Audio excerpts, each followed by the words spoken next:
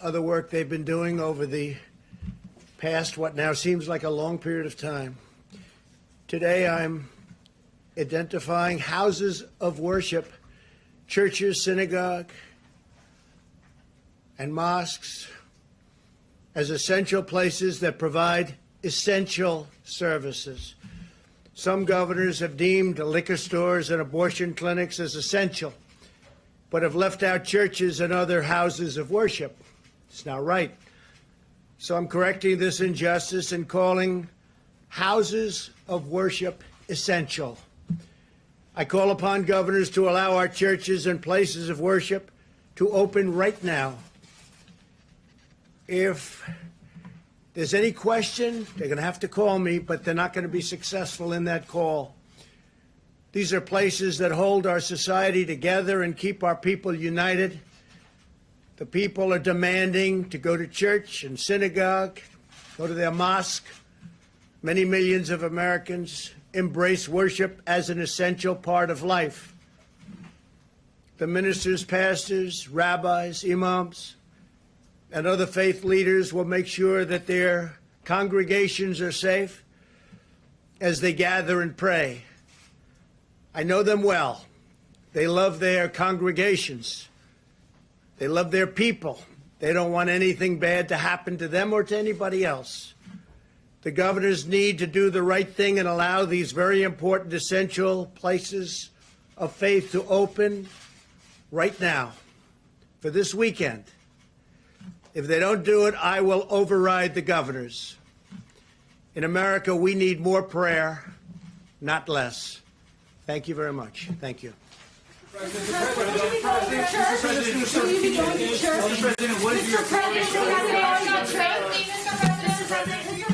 right, everyone. It's a pleasure to join you today. That was a great announcement from President Trump. I'd like to introduce Dr. Birx right now. She has a wonderful presentation pursuant to Reopening America and some great data to share with you, so I'll let her kick this off. Thank you, Kaylee. If we can have the first slide, please.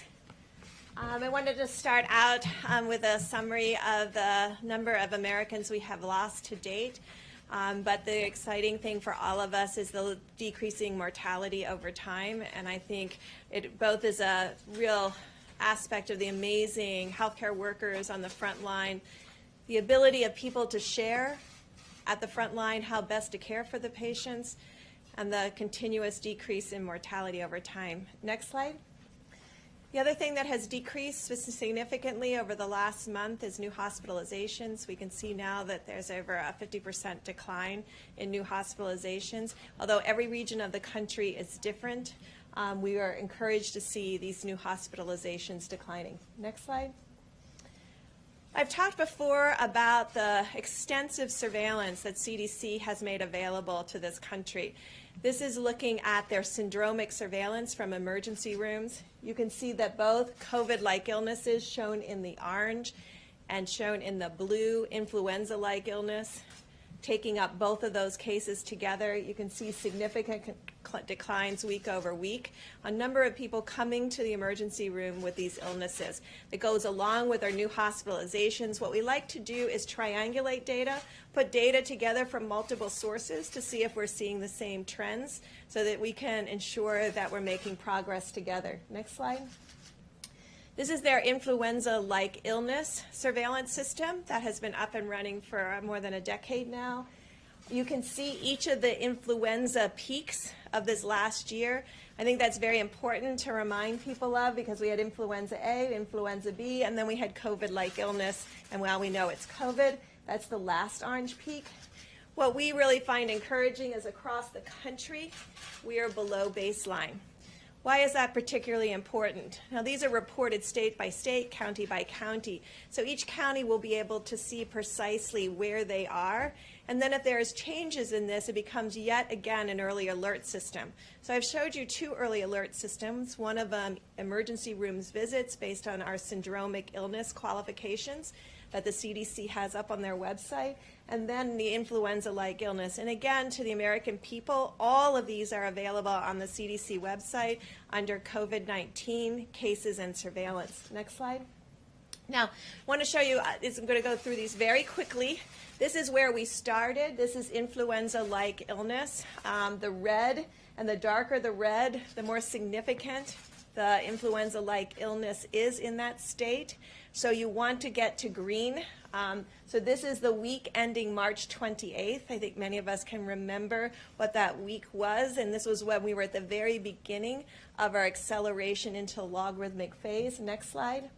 This is April 4th. You're starting to see some of the states already turn green.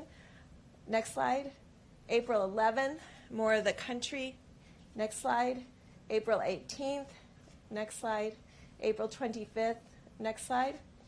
May 2nd, and you can see, and I really call your attention to, there's a orange area on this slide, and you can see that it's the Maryland area, and we've been calling that out for a while, the high plateau in Maryland. You can also see Minnesota and Wisconsin. Next slide. And then you can see Wisconsin still. You can see Maryland is yellow. Next slide.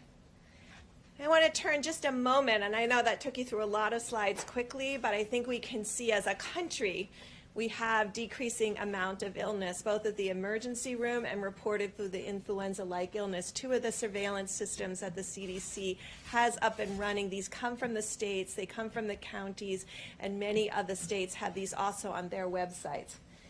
We talked earlier about how we had prioritized testings to the area that had the most significant disease. And you can see now Rhode Island has led all of the states. It's almost up to testing 12% of all of their citizens.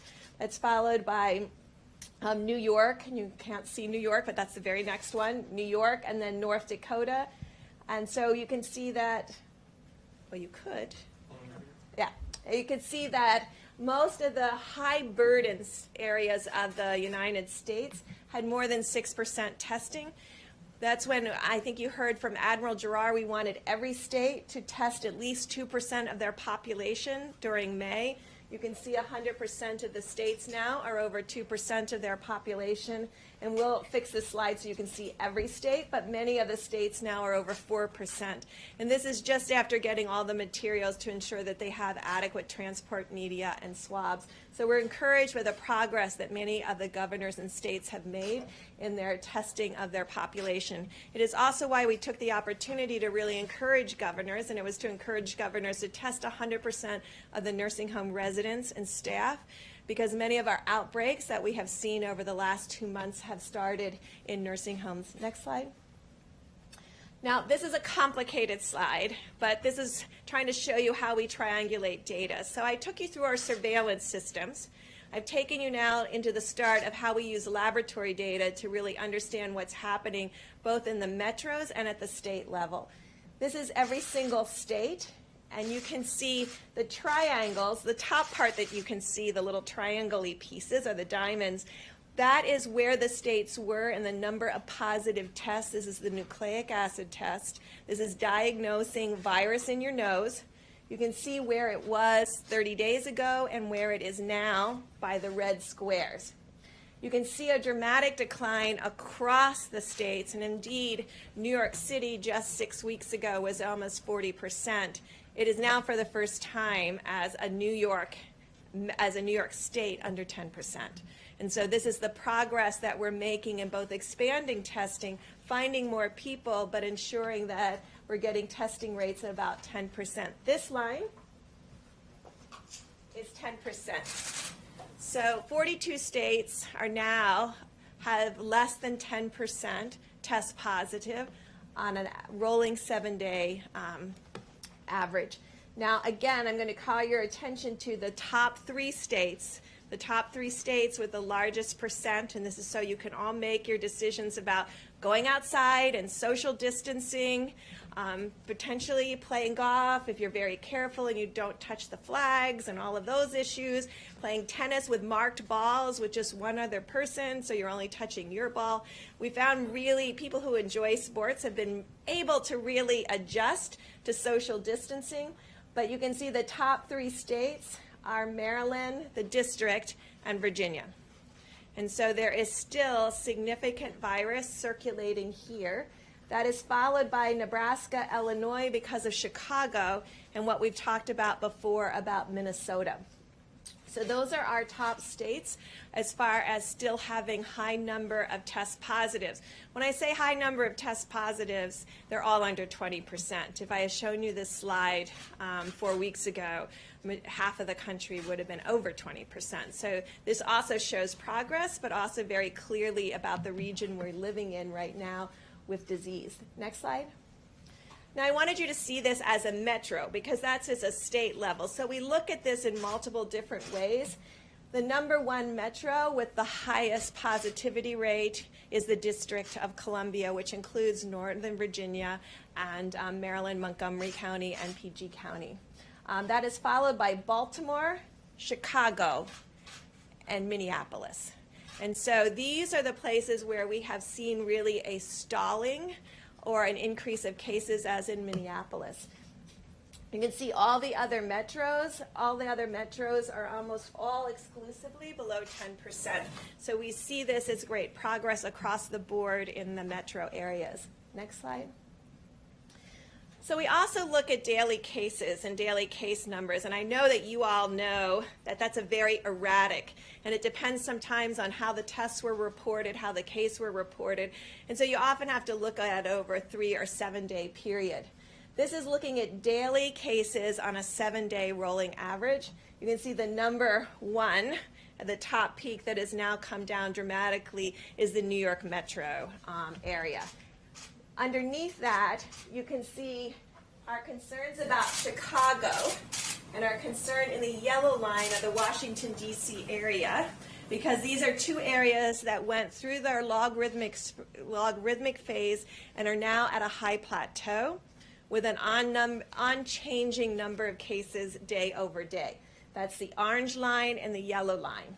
You can see that the daily case numbers per 100,000 are below the yellow line and the orange line of Washington, D.C. and Chicago. And that's New York and Boston and many of the others. Providence is also up as a per 100,000. And that's the way we like to look at it because we can really then understand it in relationship to populations. The other groups that have very low levels that once had a peak, this is Detroit, very low level now. This is Boston in the gray, which has come way down also. And you can see down here is Atlanta and Miami. Next slide. Now sometimes, and I think recently there have been publications about where the world was before we started the Stop the Spread and before many states shut down. And just to take you back to that moment, on March 14th, before Stop the Spread, this is showing New York. I didn't even put March 14th on there because New York on March 14th had less than 50 cases reported. Chicago had less than 10. Washington had less than 10. LA had less than 20. The large state at that time that had a significant number of cases was the Washington area, Washington state, which had 100 cases. On March 14th, we had about 500 cases distributed around the United States, not in any dramatic hotspot per se, but the majority of those cases and the hotspot at that moment was Washington state. This is how the New York metro area, which includes obviously northern New Jersey, northern parts of Pennsylvania, parts of Connecticut and Rhode Island, and the dramatic decline that they've had in the number of cases. And I know you know that also mortality has started to decrease in that northern New Jersey and New York area. Next slide. But I wanted you to see how we bring all this information together on a daily basis. The red line in this graphic are the emergency room visits. So those are the syndromic visits that I discussed with you at the beginning. The blue line is the test positive, and again, it's very erratic because of the reporting of when cases sometimes from the entire weekend are added on a Monday morning. And then you can see the actual case numbers in the black bars. And so that's how we bring everything together. And what we want to see is all of the items trending down. We want to see the number of positives that you find, because we really have states now looking for asymptomatic cases. So we want to ensure that both asymptomatic cases, symptomatic cases, are all declining as shown in the blue line, that emergency room visits are declining, and the actual case numbers are declining together. And of course, then there's mortality behind that in the green lines that are green bars that are hard for you to see. Next slide. But this is the Washington area. And so that's why I want you to see that contrast. You can see there's not been that dramatic decline in the blue line. There's not been that dramatic decline in the black bars of cases. And there's not been a dramatic decline in the emergency room visits with COVID-like illnesses. So even though Washington has remained closed, LA has remained closed, Chicago has remained closed, we still see these ongoing cases. And I've asked the CDC, and the CDC is working with the local areas in Chicago and this area in LA to really understand where are these new cases coming from and what do we need to do to prevent them in the future. Next slide. This is Chicago, again, just to show you going up into this high plateau that has been fairly persistent. Next slide. And this is Los Angeles. So you can get a flavor of where we have concerns, of where cities have remained closed and metros that have remained closed but have still persistent high number of cases. Next slide. So then I wanted to talk to you about outbreaks, because throughout this all, there's been a large part of America that has been in many states that have been really finding their outbreaks, containing those outbreaks by testing everyone and doing contact tracing, and then stopping them and stopping those outbreaks in their tracks, what we have been talking about everybody being able to do across the United States. And so this illustrates the counties that had a 100% increase in new cases over the last 3 days. Now, the reason I wanted to show this is because I see more and more graphics out there that talk about cases going up versus cases going down. Just to give you an example of Wyoming, and I think many of the groups now have Wyoming as a red state of cases going up. Wyoming 3 days ago had 5 cases confirmed, and yesterday had 9. So they qualify almost and show up as this large increase. It's a good alert for us. We immediately look and see what exactly is happening at the state website. But you can see when you have very low number of cases, you can have a doubling from 5 to 10 number of cases and show up as a 100% increase. And so each of these have to be investigated separately to really understand what this is. It is the way we find outbreaks in prisons. It's the way we have been finding outbreaks in nursing homes. And we have this graphic that goes through all of the counties as well as, next slide. So this is one state's analysis. And what they have shown, and they have been able to find each of their outbreaks, contain every one of their outbreaks, close those outbreaks and call them closed cases. In this case, the dark blue is community spread. The rest of it, 50% of their cases, have been coming from outbreaks that they've been able to contain. The largest group in this is meatpacking plants. And what they've been doing is going in and testing 100% of the individuals in the meatpacking plant and also finding 100% of the individuals that are associated with those individuals in the meatpacking plant. They've been able to go into group housing, social gatherings. So just as we discuss all of this, and when you go out for this weekend of Memorial Day and you want to do some kind of social gathering, it's very important to maintain that 6 feet distance and very important to have your mask with you in case that 6 feet different distance cannot be maintained. But it also talks about long-term care facilities. Now, interestingly enough, 50% of their total cases, since they've been tracking, came from these outbreaks. Almost 70+%, 76 of all their mortality, though, came from these outbreaks. And this is why we have been really pushing both in the original Opening Up America Again, in the testing blueprint, we talk about proactive surveillance, proactive monitoring and testing in areas that you know are particularly susceptible to outbreaks. Every state has this knowledge now and this type of analysis.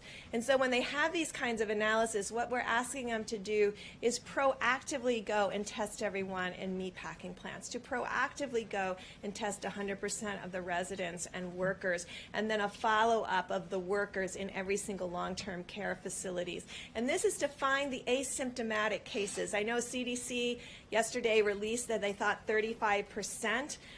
We started with the understanding that we thought it was around 11 to 15% based on the experience with one of the princesses, but now we know it's at least 35. It may be greater than that because it may be so age dependent that there may be a lot of people under 30 that have the virus and are shedding the virus and aren't aware that they have the virus.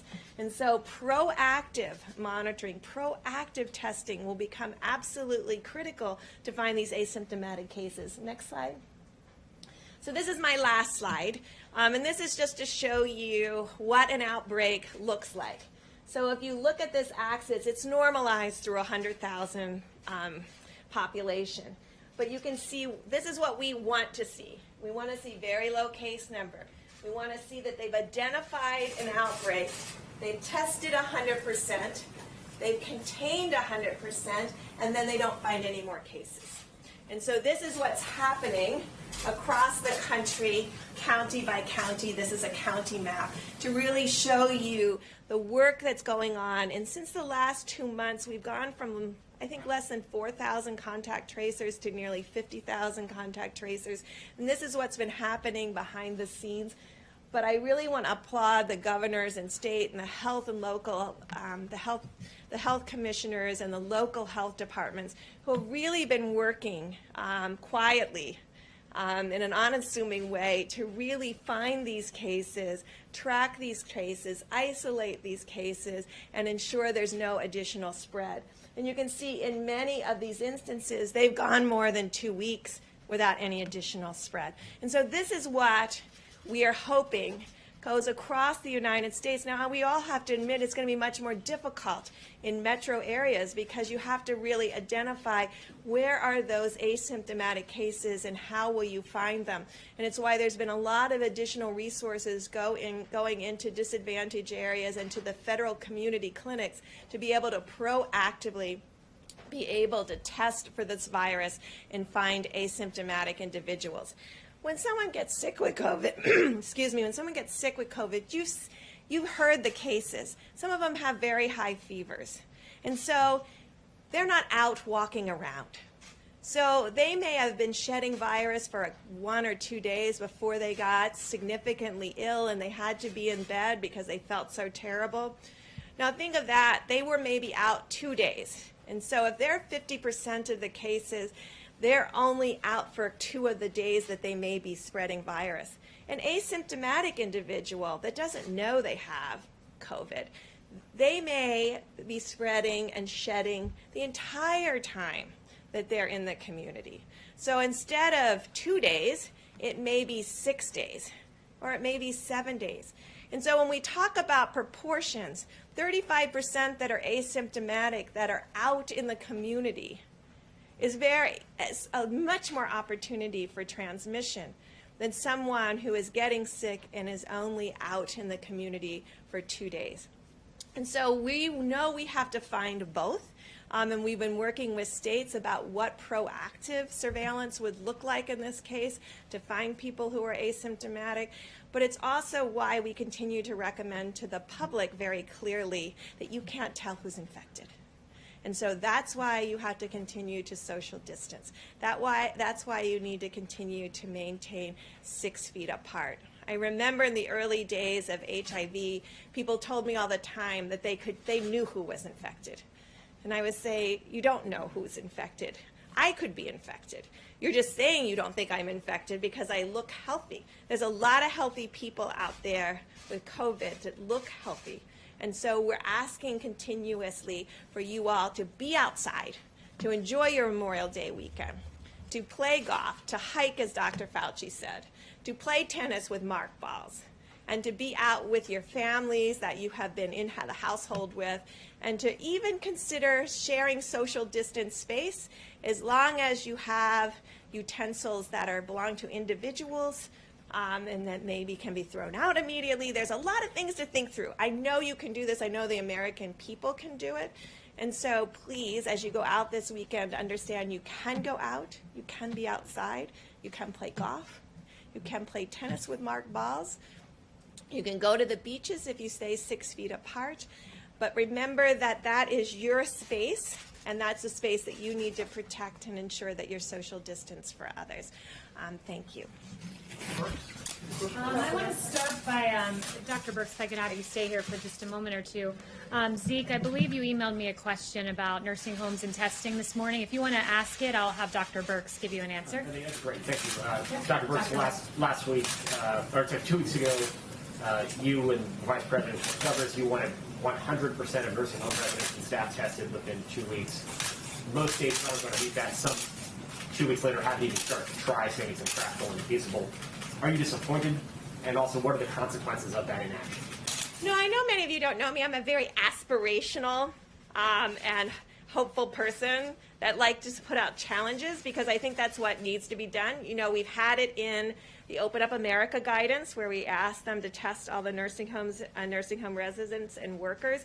We know that that group is very susceptible and has significant mortality. And so we continue to ask the states. We always look at the side of the ones who haven't been able to get it done. There are some that are getting it done. And I think what we will learn is from those who were able to get it done, how to do this more efficiently and effectively so that we can work together to ensure that not only we have the baseline testing, but we continuously test the workers within the homes to prevent any asymptomatic spread back to the residents once we show they're negative. We only have 1 million nursing home residents. We're testing way over 1 million people per week, getting closer to over 2 million people a week. So over that 4 million per 2 weeks, I was hoping that 1 million of those could be our nursing home residents.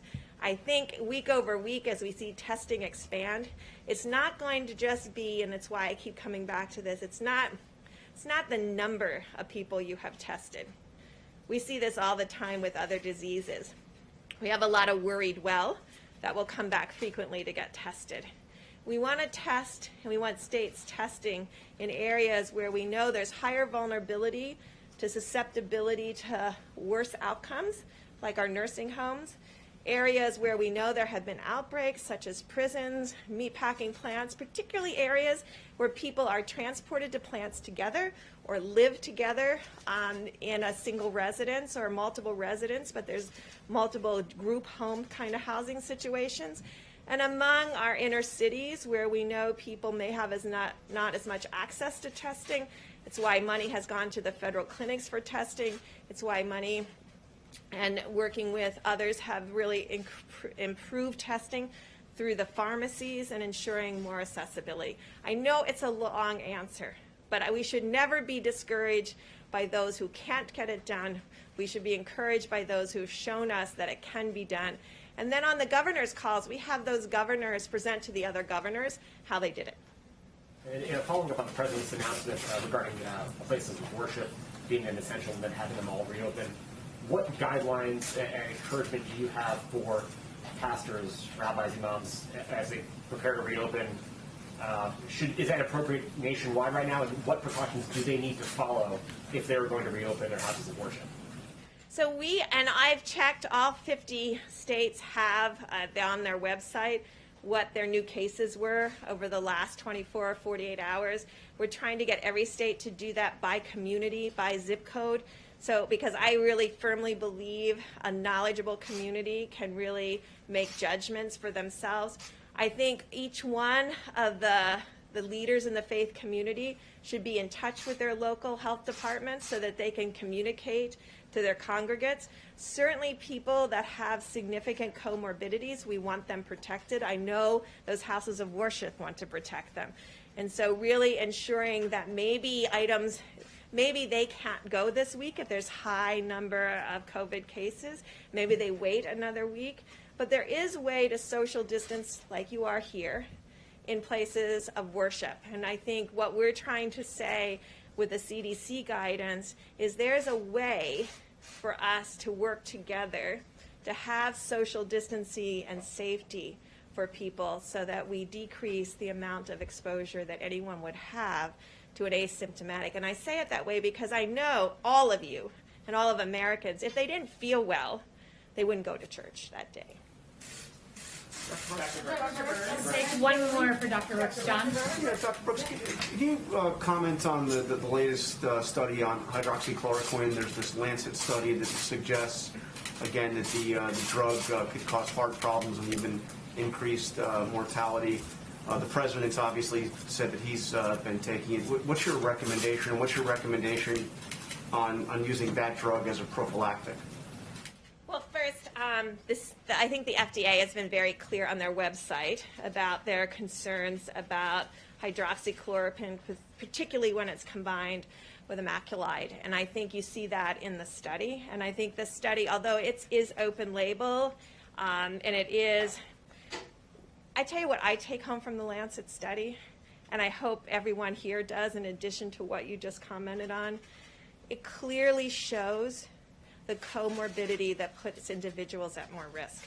And I think it's one of our clearest study because there were so many tens of thousands of individuals involved that the doctors clearly annotated who had heart disease and who had obesity.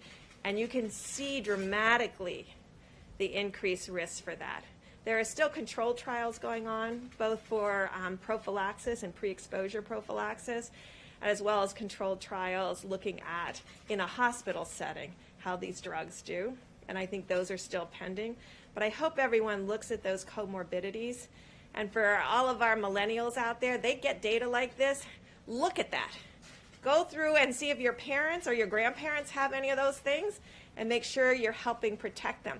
I'm really worried about people in my generation because we're very social at times. And we have a habit of forgetting social distancing or forgetting that glasses, and when you're eating, you can't eat in a mask. So even if you're far enough apart, you have to watch every utensil, everything you touch. I really am asking our great generation of millennials to get some YouTube videos about how to do picnics outside with your friends and still protect everyone and still ensure that there's no co-contamination of food and utensils. I think there's a way to do it, but I want it explained in a YouTube video. Thank you very much, Dr. Brooks. I know you need to get back to work, so thank you very much. You can do a follow-up with me. And wait, actually... Okay, Dr. Brooks, is it possible to do a quick follow-up? Okay, you can go ahead. But before I start my portion of the briefing, there were just a few things I wanted to note for you all. Pursuant to some of those very encouraging graphs we saw where the states moved from red and orange to green, and we saw the United States increasingly become green. It's encouraging to see that America's reopening alongside that, with home-based data from home-based noting that 2/3 of America's small businesses are opening. An Open Table study said Americans are now starting to dine out again. Another home-based study, 67% of local food and drink businesses are open. Apple is saying Americans are driving and walking at near normal levels. And Google mobility data reflects the same. So it's encouraging to see America start to reopen and the great work President Trump has done for the faith community going into this weekend. We have a First Amendment. It's very important that we protect that. And these churches, these synagogues, these mosques, they are essential, and President Trump underscored that. And finally, before getting started, I wanted to note that the president, as you all are well aware, donates his salary to various initiatives and parts across the federal government. In this quarter, he will be donating his salary to HHS, Health and Human Services, to develop new therapies for treating and preventing COVID-19 so that we can safely reopen. Here is the check, amounted to $100,000 that will go directly from President Trump and his paycheck that he does not take, but rather donates it to various noble initiatives, including in honor of COVID this time and those who have passed and the studies underway. He'll be donating it to HHS. And with that, I will take questions from you all. Haley?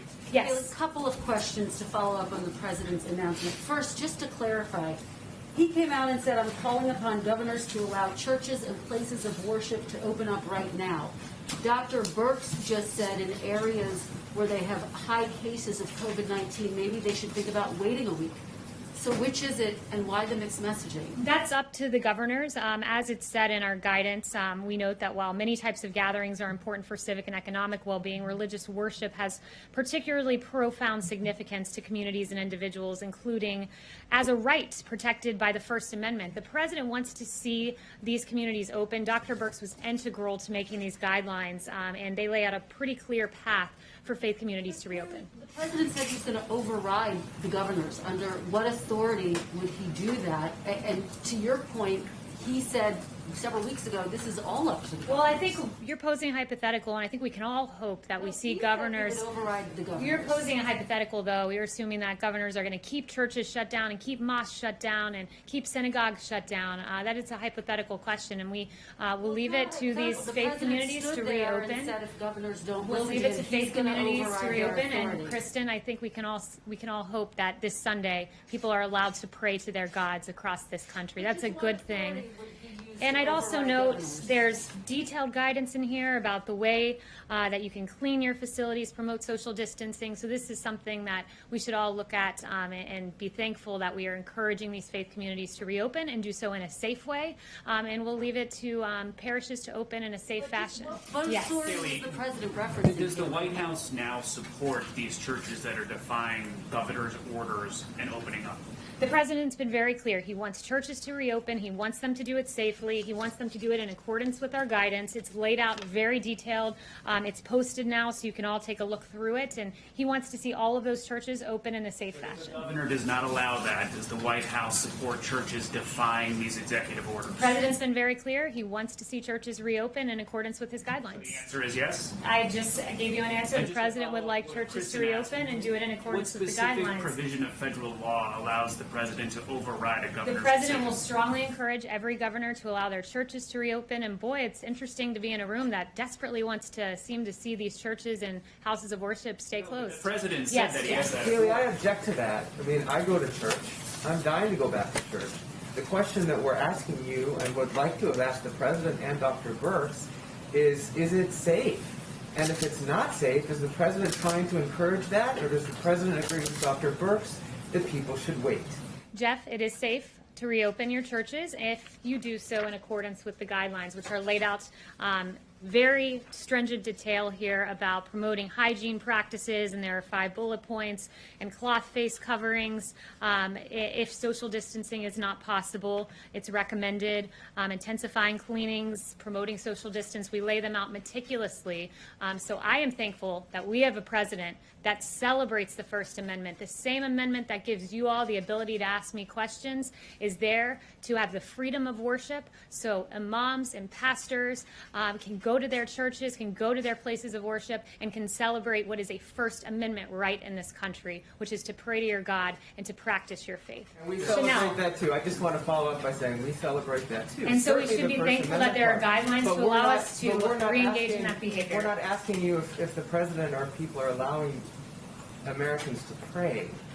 That's not the To question gather that in people their are places asking of here. worship, to attend church services, to pray together. And the president has laid out a clear path. The CDC has laid out a clear path for this to take place, for our First Amendment to be exercised in a way that is safe and robust. And that is something that is a good thing, and I'm thankful that we have a president who celebrates the First Amendment and helps it to be celebrated in its fullest and most robust way possible. Chanel. Thank you, Haley. I'd like to switch gears asking about President Obama. We had we had an interesting article from Joel Pollak this morning, and I would like to ask you if the president has considered pardoning President Obama for illegally wiretapping on Trump Towers, illegally spying on U.S. citizens, and other potential crimes out there. Has he considered that? So I have not spoken to the president about that, but who I did speak to about President Obama and unmasking Michael Flynn were the men and women in this room. I haven't spoken to him on that specific point, have spoken to him about the matter generally, and I laid out a series of questions that any good journalist would want to answer about why people were unmasked and all sorts of questions. And I just wanted to follow up with you guys on that. Did anyone take it upon themselves to pose any questions about Michael Flynn and unmasking the President Obama spokesperson? Oh, not a single journalist has posed that question. But Okay. Michael Flynn's name wasn't So mapped. I would like to lay out a Kaylee. series of questions, and perhaps if I write them out in a slide format, maybe we're visual learners, and you guys will follow up with journalistic curiosity. So number one, why did the Obama administration use opposition research funded by a political organization and filled with foreign dirt to surveil members of the Trump campaign? Number two, why was Lieutenant General Michael Flynn unmasked?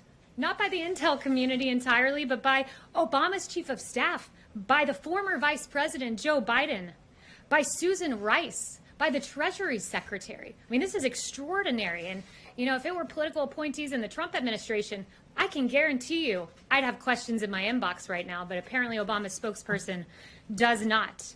Why was Flynn's identity leaked in a criminal act? It is a criminal act to leak the identity of Michael Flynn to the press, but it happened. Where are the questions to Obama's spokesperson? Because my team would be running around this building should this have happened under the Trump administration. Why did the DOJ, Sally Yates, learn about the unmasking from President Obama?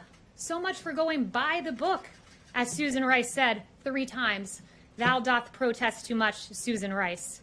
And then finally, question number 5. Why did James Clapper, John Brennan, Samantha Power, and Susan Rice privately admit under oath they had no evidence of collusion while saying the opposite publicly?